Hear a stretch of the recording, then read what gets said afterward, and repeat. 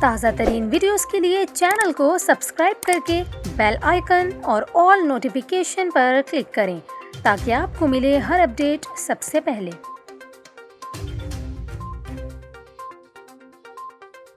اور ابھی آپ کو اہم خبر دیتے چلیں، محکمہ موسمیات نے کراچی میں رات کو تیز بارش کا امکان ظاہر کر دیا۔ ڈائریکٹر محکمہ موسمیات سردار سرفراز کے مطابق شہر قائد میں آج ہلکی سے معتدل بارش کا سلسلہ وقفے وقفے سے جاری رہ سکتا ہے۔ اس کے علاوہ کراچی میں کل بھی دن میں ہلکی سے معتدل اور رات میں تیز بارش کا امکان ہے۔ یہاں پر آپ کو یہ بھی بتاتے چلیں، محکمہ موسمیات کے مطابق کراچی میں مانسون بارشوں کے پہلے اسپیل کا آغاز ہو گیا۔ سردار سرفراز نے بتایا، معتدل درجے کی مانسون ہوائیں بحیرہ عرب سے زیریں سندھ میں داخل ہو رہی ہیں۔ انہوں نے یہ بھی کہا، یہ مانسون ہوائیں بھارتی گجرات کے راستے داخل ہوئی ہیں اور بحیرہ عرب سے ملنے والی نمی کے باعث کراچی کے اطراف تھنڈر سیلز بنے ہیں۔ یہاں پر آپ کو یہ بھی بتاتے چلیں، محکمہ موسمیات کا یہ کہنا ہے کہ کراچی میں رات کو تیز بارش متوقع ہے، جبکہ بارش کا موجودہ سلسلہ 16 جولائی تک رہنے کا امکان ہے۔ یہاں پر آپ کو یہ بھی بتاتے چلیں، محکمہ موسمیات کے مطابق شہر قائد میں آج سب سے زیادہ بارش گلشن حدید میں 17 ملی میٹر ریکارڈ کی گئی، جبکہ نوری آباد میں